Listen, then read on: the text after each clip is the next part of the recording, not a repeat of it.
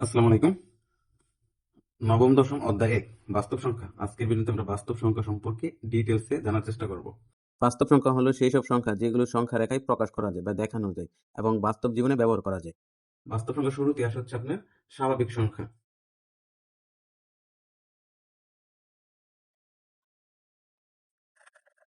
স্বাভাবিক সংখ্যা বা ন্যাচারাল নাম্বার। স্বাভাবিক সংখ্যা কোনগুলা?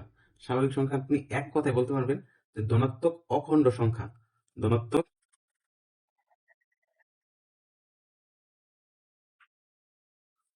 ধনাত্মক অখণ্ড সংখ্যা কোনগুলা? যেটার মান ধনাত্মক হবে কিন্তু আপনার ভগ্নাংশ হবে না। যেমন ১, ২, ৩, ৪ এরকম অসংখ্য হবে কিন্তু আপনার অখণ্ড মানে কি ভগ্নাংশ হবে না বা দশমিকও হবে না, আবার হতে হবে কি ধনাত্মক। তাহলে আবার ধনাত্মক সংখ্যা হচ্ছে আপনার দুই প্রকার। এক হচ্ছে মৌলিক আর আরেকটা হচ্ছে যৌগিক। মৌলিক সংখ্যা কি?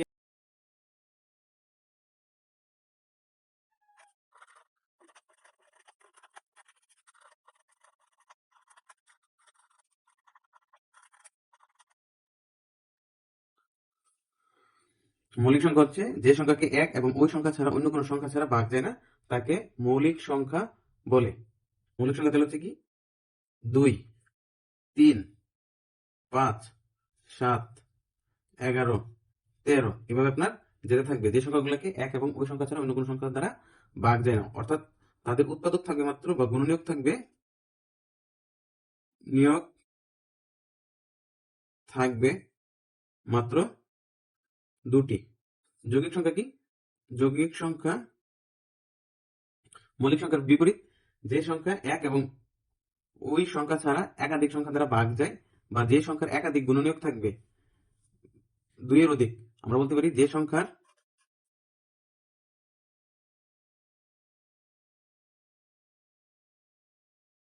যৌগিক সংখ্যা যে সংখ্যার দুই এর অধিক গুণনীয়ক থাকবে তাকে যৌগিক সংখ্যা বলে। আমরা যে যৌগিক সংখ্যা বলি যেমন ৪, ৬, ৮, ৯, ১০। যেমন ৪ এর গুণনীয়ক হচ্ছে ১, ২ এবং ৪ নিজে। ৬ এর গুণনীয়ক হচ্ছে ১, ২, ৩, ৬ নিজে। এইভাবে কি তাদের দুইয়ের অধিক গুণনীয়ক থাকবে। এখন আসি এক। এক কি মৌলিক নাকি যৌগিক? এক মৌলিকও না, যৌগিকও না। এক হচ্ছে নিরপেক্ষ। মৌলিক সংখ্যার আরেকটা বিষয় হচ্ছে সহমৌলিক। সহমৌলিক কি?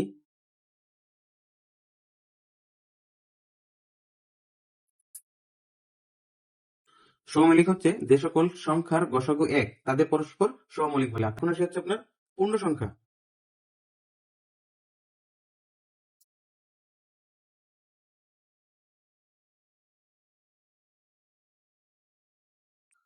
পূর্ণ সংখ্যা শূন্য সহ সকল ধনাত্মক ও ঋণাত্মক অখণ্ড সংখ্যাকে পূর্ণ সংখ্যা বলা হয়। আমরা স্বাভাবিক সংখ্যা পাইছিলাম শুধু ধনাত্মক অখণ্ড সংখ্যা, আর পূর্ণ সংখ্যা পাইলাম ধনাত্মক ও ঋণাত্মক অখণ্ড সংখ্যা শূন্য সহ। তাহলে তার মান আসবে, তাহলে আমরা পূর্ণ সংখ্যাকে তিন ভাগ করতে পারি। একটা হচ্ছে ঋণাত্মক, একটা হচ্ছে শূন্য, আর একটা হচ্ছে ধনাত্মক। ঋণাত্মক কোনগুলা? -1, -2, -3 এগুলো হচ্ছে ঋণাত্মক। আর শূন্য তো শূন্যই। আর ধনাত্মক ১, ২, ৩, ৪ যেগুলোকে আমরা একটু আগে কি বলছিলাম স্বাভাবিক সংখ্যা।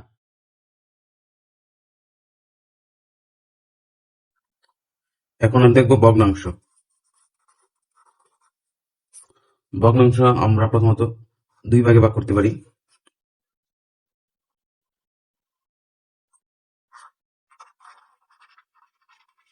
সাধারণ আর দশমিক।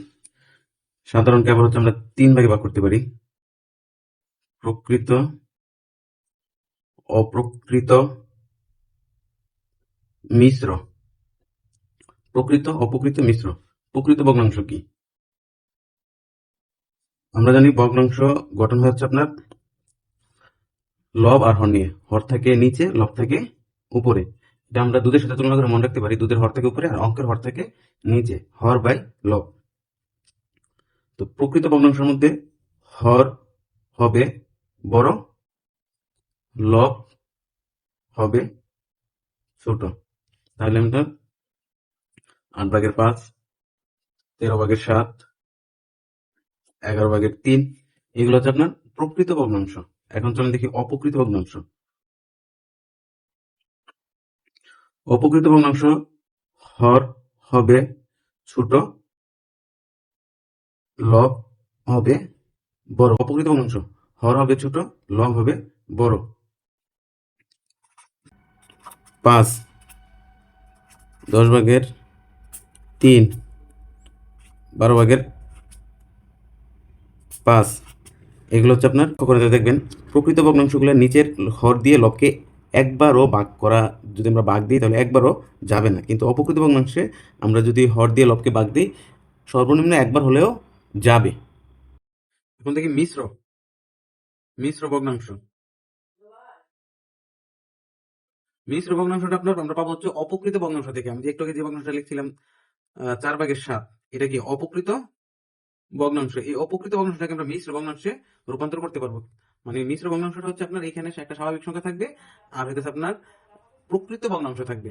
এই 4 দিয়ে যদি 7কে ভাগ দিই, একবার যায় 7-এর মধ্যে ভাগ, তাহলে হচ্ছে 4, ভাগশেষ থাকে হচ্ছে 3।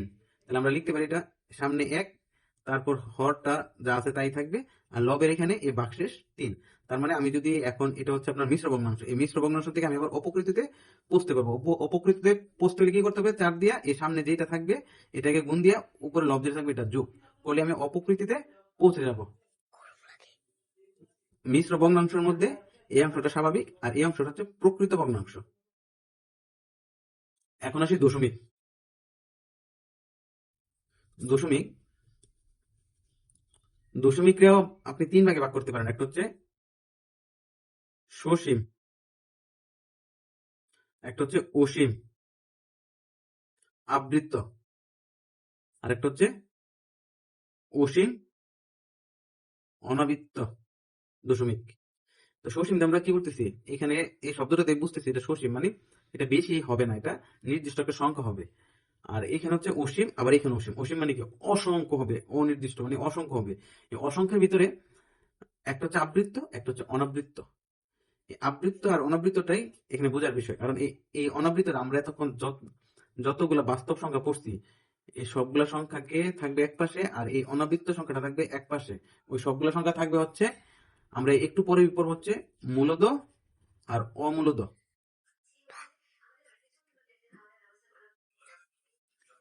এই অমূলদ যে বিষয়টা এটা শুধু হচ্ছে আমরা এতক্ষণ যতগুলা বাস্তব সংখ্যা পড়ছি এই বাস্তব সংখ্যার মধ্যে শুধু এই অসীম অনাবৃত্তটা যেটা এটা হচ্ছে অমূলদ। আর বাকি যত কিছু পড়ছি আমরা আপনার পূর্ণ সংখ্যা, স্বাভাবিক সংখ্যা, ভগ্নাংশ, দশমিকের এই যে উপরের দুইটা সসীম এবং অসীম সবগুলা মূলদ সংখ্যা। মাত্র এই অসীম অনাবৃত্তটা হচ্ছে অমূলদ সংখ্যা। এখন আমরা চলেন বুঝি যে অসীম আবৃত্ত কি আর অসীম অনাবৃত্ত কি। অসীম মানে কি, ধরেন যে কোনো একটা 3-এর পরে দশমিক যদি আমি লিখি এখানে অসংখ্য সংখ্যা থাকবে, ধরেন 1 6 1 6 1 6 1 6 1 6 এইভাবে চলতেই থাকবে। তো এখানে একটা জিনিস দেখেন আপনি, এই 1 6 বারবার আসতেছে। যদি এক বা একাধিক সংখ্যা বারবার আসে তাহলে এটা হয় আবৃত্ত। এটা হয় যেমন এই 1 আর 6 হচ্ছে আবৃত্ত। আমরা এটাকে লিখতে পারি 3 দশমিক এই 1 আর 6 এর উপরে পুনঃপুনিক দিয়ে লিখতে পারি। এটা আপনাদের এই অধ্যায়ে পুনঃপুনিক আছে, আপনারা সামনে গেলে বুঝবেন। এখন আসি অনাবৃত্ত, অসীম অনাবৃত্ত। যেহেতু আবৃত্তি হচ্ছে আপনার 2 বা ততোধিক সংখ্যা রিপিট হবে বারবার, তাহলে অনাবৃত্তিতে রিপিট হবে না, র্যান্ডমলি আসবে। মানে একটা সংখ্যার সাথে বা একটা অঙ্কের সাথে আরেকটা অঙ্কের কোনো মিল থাকবে না। যেমন আমি 3 দশমিক লিখি 4 3 5 7 6 7 3 8 9 1 4, দেন এখানে কোনো যে একটা সংখ্যা বা এক দুইটা সংখ্যা একটু পর পর আসতে বিষয়টা এরকম না, সবই র্যান্ডমলি আসছে আর এটা এইভাবে আসতেই থাকবে। তাহলে এটা হচ্ছে অসীম অনাবৃত্ত। আর এই অসীম অনাবৃত্তকে আপনি ভগ্নাংশ, যে আমাদের যে প্রকৃত ভগ্নাংশ যে রূপ, প্রকৃত ভগ্নাংশ রূপে আপনি এই অসীম অনাবৃত্তরে প্রকাশ করতে পারবেন না। এখন দেখবো এই অধ্যায়ের সবচেয়ে ইম্পর্টেন্ট যে জিনিসটা, এটা হচ্ছে মূলদ আর হচ্ছে অমূলদ। আমি একটু আগে বলছি আপনাদের, আমি এতক্ষণ যে বিষয়গুলো বলছি বাস্তব সংখ্যা সবগুলো হচ্ছে মূলদ সংখ্যা, আর শুধু একমাত্র যেটা নাকি দশমিকের মধ্যে অসীম অনাবৃত্ত দশমিক যেটা, এটাই হচ্ছে একমাত্র অমূলদ সংখ্যা। আমরা সরাসরি এখন মূলত সংখ্যার সংজ্ঞাটা পড়ে ফেলবো। মূলত সংখ্যার সংজ্ঞাটা কি বলছে? এটা হচ্ছে আমরা যদি কোনো সংখ্যাকে পি বাই কিউ মানে ভগ্নাংশ আকারে যে কোনো সংখ্যাকে প্রকাশ করতে পারি, এটা হচ্ছে মূলত সংখ্যা। আপনি শুধু অসীম অনাবৃত্ত যেটা,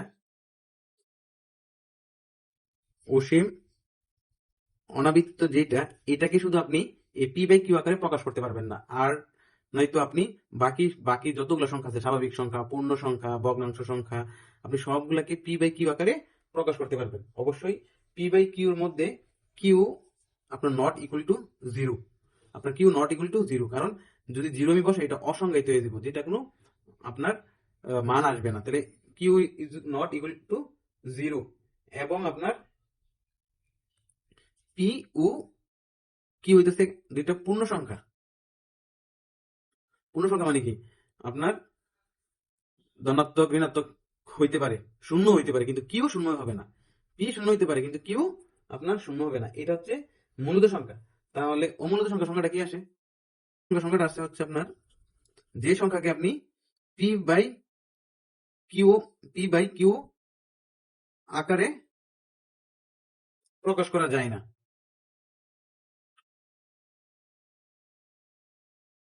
তাই হচ্ছে আপনার তাকে অমূলত বলে।